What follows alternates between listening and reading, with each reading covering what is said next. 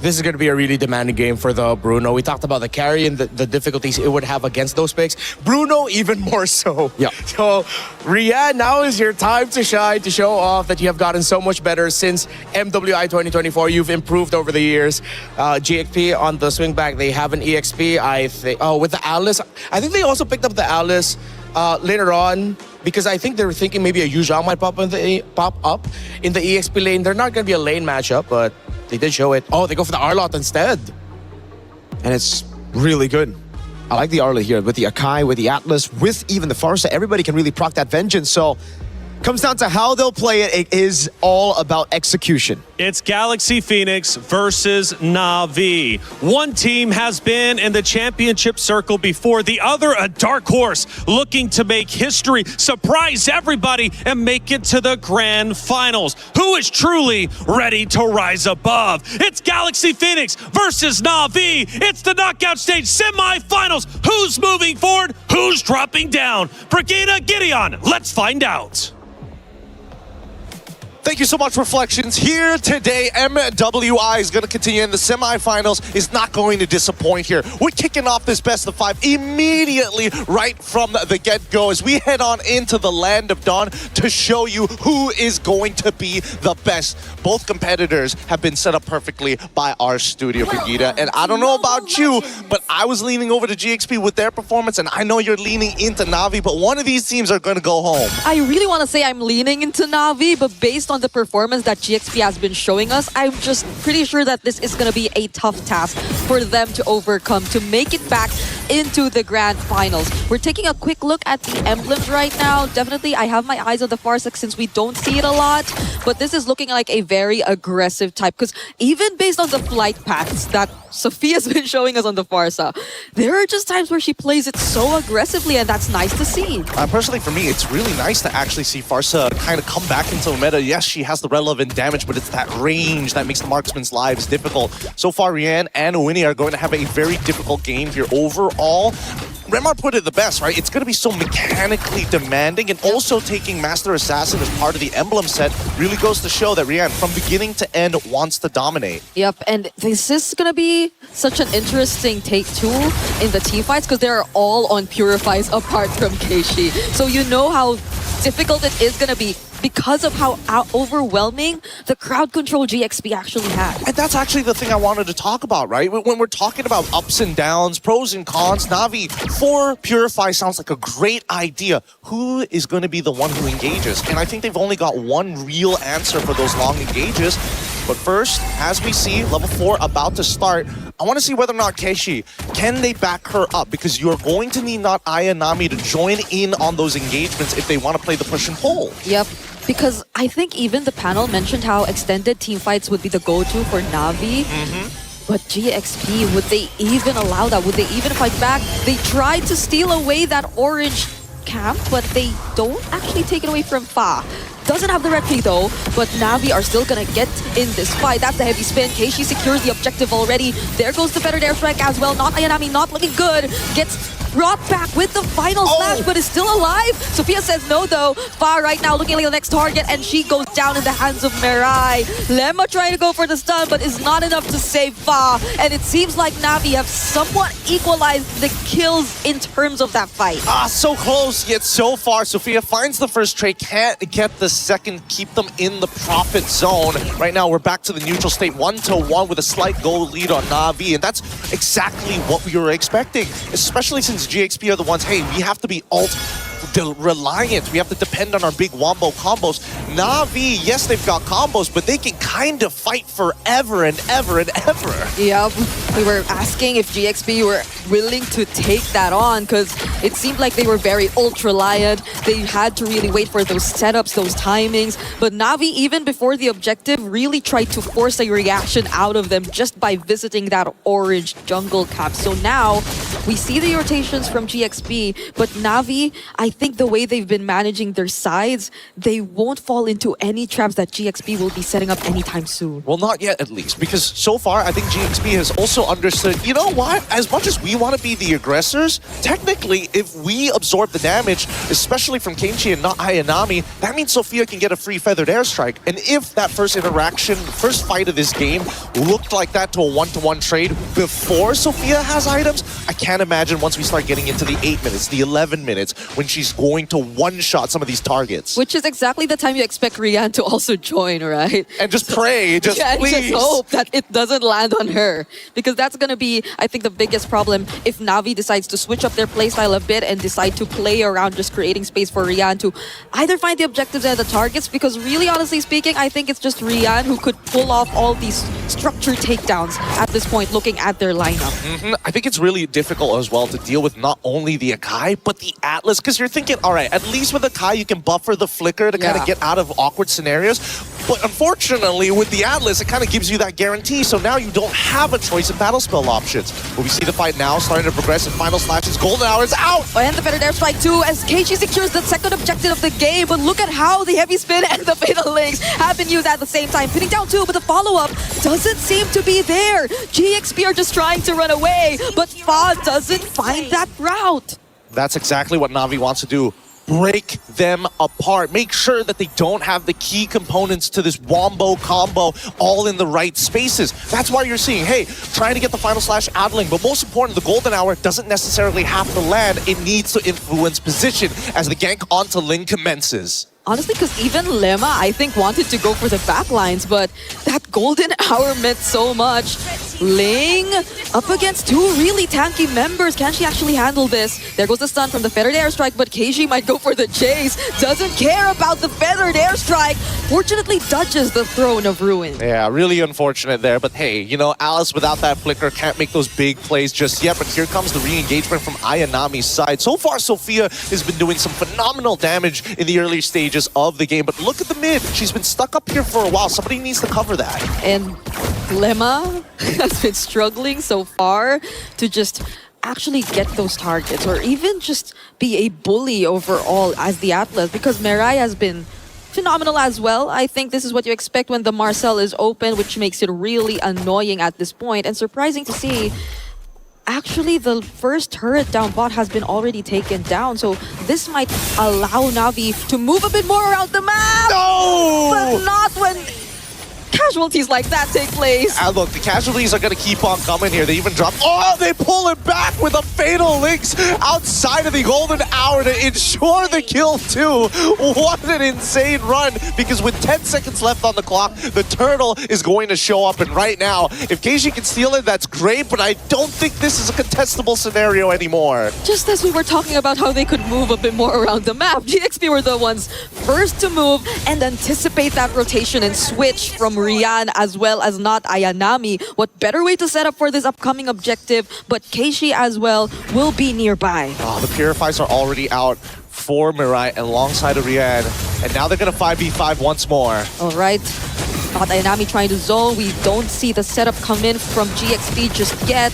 Lemma with a perfect pair, but there goes the final slash onto Mirai. He's trying to run out, but the throne of ruin coming in from Keiichi, just going straight for the backlines alongside not Ayanami, forcing Sophia and Ling out. Range is trying to deal with a P, now able to find two. Very, very patient here. And this was the big problem that I was talking about Navi's composition. When you have your Alice, who also is your jungler, your main retribution user, you don't want to be the one who always has to not only sit on top of the neutral, but I'm the only one who can actually stop the feathered airstrike. Somebody else needs to be in position, and unfortunately they don't have enough tanks to do that. So GXP making the high-level decision. If I just break the ankles of Mirai, then not Ayanami will have to reveal themselves, because unfortunately Alice, very linear hero. You know exactly when she's going to engage. Yeah, there was nothing stopping GXP from just staying in the fight when they already popped that Purify from Mirai. And it's not like they had enough time to reset as well, because they had to deal with the threat of GXP just going straight for the objective. But this is a very fast rotation down bot. Not Ayanami and Keiichi sense it, but I believe think that'll probably create a bit more of space for Winnie, who's kind of struggled here in the bottom lane for the longest time. Yeah, but at least, you know, in terms of EXP, she's not too far off, right? They're still level 10 to level 10. I mean, obviously there is a depth of PM, but on that top side, they're not slowing down. Navi's using the macro well and even making sure they're soaking up EXP and gold in the mid lane. Oh, the damage coming in from Winnie is actually starting to hurt. Peter's right in the face! Right in front of these members of Navi. They were very unafraid to actually show themselves like that. Yeah, I mean, it does mean that not Ayanami has to go for a recall here, but they can look to recontest the position. Now, in the mid lane, we see that at least from Rianne's side. And I love the fact that they're trying to show information in different ways. Like, oh, hey, we actually want to put a lot of focus. Wait, hold on. Was that the final slash already being used? No, Ling still has it. But there is going to be a moment sooner or later where we're expecting GXP to start attacking structures. And the one that I'm looking at, mid-tier 1. That's such an important turret to get rid of. Yep. And it's such a big problem for Navi. The way that Sophia has been untouched despite all their attempts, despite Keishi's attempts, and unknowingly GXP taking advantage of that to also cover other areas across the map. So it seems like Navi at this point, you don't really know who your attention should really fall onto. Is it going to be really Winnie or Sophia, who's been winning out huge on this early game and been very dominant in terms of her playstyle? Because as much as Mirai gets the information, she's just too well protected on the far side. Yeah, I have to agree. And they don't really have too many ways to kind of break them out of it. I'm trying to think of what would the order of the fight look like in order to get an upper hand against GXP. Either to get massive value out of Keishi, but I think for now, it's up to Rain. And if Rain gets blasted every single time by the Feather Airstrike and forced to fight early, it might not necessarily be good. Oh, this engagement! There's no golden hour left. GXP are just gonna go for it. The heavy spin hasn't been committed, but the Throne of Ruin stuns too! Ling falls down, the XP laner is gone, so is the Roamer. It's a double for Keishi. The best possible setup before this First Lord. That's exactly what we were looking for, and Rain able to find these really big assists, making sure those Gloom stacks are nice and high to start eating away at the members of GXP's front line. And that's what we want to see. Here, both Navi and GXP now finding solutions to the problem, but with Lord spawning in Navi's favor, this 2.2k lead is only going to extend further as Mirai, unfortunately here, has to back away. But Winnie, can they catch her? I don't think they have enough damage to intercept her midway. Yeah. She will get back safely. They have to deal with the Lord marching up top too, but as you mentioned, GXP, they're just really holding on to this mid turret. That's so much map control that Navi could actually take for themselves if ever they let that go. But things are looking very favorable for them. It's ballooning to an almost 3k gold lead, and GXP have to split themselves up, but you would expect them to just really take advantage of their team fight potential, but at this point, Navi are not fighting them head on in terms of that. Yeah, I think this is pretty good from both sides. GXP doesn't have full information on where Navi is, so they're trying to probe and prod around to figure out where they are, and Navi purposely denying them that information, hoping that Sophia tries to use a feathered airstrike in a predictable area to clear those waves. Now GXP looking to take that space back in hopes that maybe Navi's just a little sloppy, but both sides have been very, very clean. They back away nicely, and despite the score being 4-5, a 2.9k lead is pretty good for someone like Rianne. Yeah, but it's a bit more time for you to expect GXP to actually be much more equipped to fight back against Navi. I think earlier on, though, we saw Winnie sort of already start to shred majority of the HP from Keishi and not Ayanami.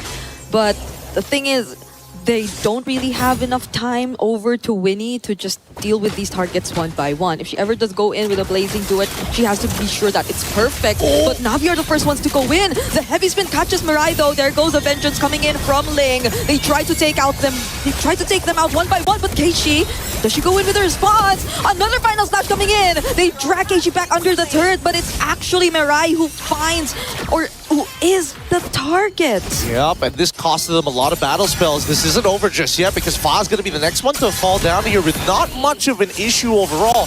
This was how many flickers? 3 flickers. The Fatal Links comes in. Final Slash is going to pull them under. I don't think they're going to... Wait, hold on. The Feathered Airstrike might be good for something as they walk out even with a Wishing Lantern. It ain't enough. The damage from Sophia can be felt, but the abilities, the escape tools from Na'Vi are also just a bit too much to deal with. Sophia just using the wings by wings to move around. Ling trying to go for a re-engage, but that's going to be Keishi immediately making her way out. All right. So the mid lanes are actually playing a significantly huge role in this game. Rain making sure those front lines wanting to do the exact same thing Sophia does without having that same backline threat. They're attacking Lima. They're attacking Fa. If Ling walks up too far, then you know they're trying to go for a full-on counter engage. But let's look at the items because, again, Ling playing with the War Axe of all things, trying to make sure that she's more of a bruiser in these fights rather than a dedicated tank. But on the opposite end, the infinite scaling of Mirai here, man, that Thunderbelt is going to stack up fast. The Rose Gold Meteor even for Ling, like the way she's just probably after those setups and being one of those members to dive in and be in their face, but Na'Vi are trying to already poke down this Lord. The waves up top too have to be dealt with. Oh, but Fa actually finds one! It's gonna be Keishi, the best possible target. Golden R used just to stop them momentarily, but Winnie has her eyes set on this target. Blazing Duet already committed and they find the jungler for Na'Vi. She also finds Mirai. It's only 3 members left, but the BMI brings her back. Now they're able to actually regroup, and Rian will at least find one, but Winnie's still trying to find all the damage from Sophia! It's too much. It's too much to handle here. Rain looking to actually try and turn this around, but I think, honestly, they should not fight. They're going to get hit by everything. The final slash, feathered airstrike as well. Oh, Rian actually still finds one despite that, but was it actually worth it? This was not worth it. They should have called off the fight at that point. They already traded equally. They didn't need to overextend even further, and this now ends up to be a +1 for GXP. I get it. The mid lane looks like it's about to start crashing in, and if you just delay the fight any longer, it would have been good, or maybe an endgame scenario. But keep in mind, right now, everybody's getting close to level 15. Sophia, currently, with the highest amount of damage, they have to be aware that the feathered airstrike is the nuclear option. Honestly, even her first 2 skills already deal massive amounts of damage, even towards the tankiest members of Na'Vi. So I guess it's a small win for them that they finally actually got that base turret in mid, but GXP are still going to be confident enough, especially with Flying Clouds, to just keep moving in and out of their base and around the map to make sure that the wave control doesn't get as bad. Speaking of wave control, we can already see that GXP, they don't want first position on this Lord. They want Na'Vi to sit on top of it. But this allows Rain to actually start setting up those Gloom stacks. They're rushing it fast. Fog makes the attempt. Oh, can Fa actually make it in time? Though Heavy Spin already committed, and she does! The Retribution, the Lord falls into the hands of GXP, and now they're just after the counter engages. There goes Keishi. They find Sophia. It's finally a shutdown, but Ling takes down not Ayanami. Keishi's a bit too tanky to be dealt with, and Ling is just trying to run away and survive. Yep, that War Axe is coming very handy here. Look at the spell vamp. Keishi now, once again, is going to try their attempt to slow down these waves. It's a wet noodle fight. Nobody can really hurt each other. The main damage dealers are both sides, are by far the most important players. And that damage dealer from GXP doesn't care. They just really want to even out the map. That's why Winnie's been working on the outer turrets that are left. Keishi, well, we did expect her to make it out of that. She just walks back to the turret, but they still have a Lord to deal with, and possibly GXP could really even out the map control at this point. Yeah, I'm pretty interested to see the items in just a little bit here, but for now, GXP just maintaining control. Full item build here, and even boots being sold by Winnie. Wants to get the extra little bit of power with the Wind Talker. Same can be said for a lot of people, but interestingly enough, we're seeing that Sophia actually opting to go for a Wishing Lantern here on top of everything else. I would have imagined that the Lightning Truncheon would have been the go-to, noticing that I don't see any Athena Shield, just Radiant Armors maximum or Oracles for the side of Na'Vi. All right, they still have waves coming in mid. But Na'Vi too are prepared to take this on. All Purifies will be available, but the feathered airstrike is already enough to zone them all out. Fortunately, their wave clear seems reliable enough because they have the Lilia, they have the Bruno, so they're able to push GXP out and they don't get any base turret. I'm surprised that they didn't want to try and force something. Their composition with the Pharsa is particularly good at sieging against their targets, right? They could have used the heavy spin to kind of push them away. Maybe, you know, have Ling stand in the corner and make it look like, oh, I could flicker and pull you guys back into the team. Just their presence alone should make Na'Vi nervous, right? Or force reaction out of them. Yeah. So far, at least two, I think Na'Vi, we don't really get to see them utilize the golden hour differently, in a sense that it's more onto certain targets rather than them just creating space, or as you mentioned, maybe just breaking formations. And maybe at this point in the game, that might be a bit of help, because it's either they just really want to block off certain entry points or want to add to how they don't get to further chase, which I feel don't make it as targeted in terms of approach. I think the hard part about it is because before this, we had like multiple outer turrets, so it's easier to kind of like funnel them into the jungle. But now that we have a little bit of a free form on the map, GXP, they want to play their traditional front to back while still having potential flankers like Ling.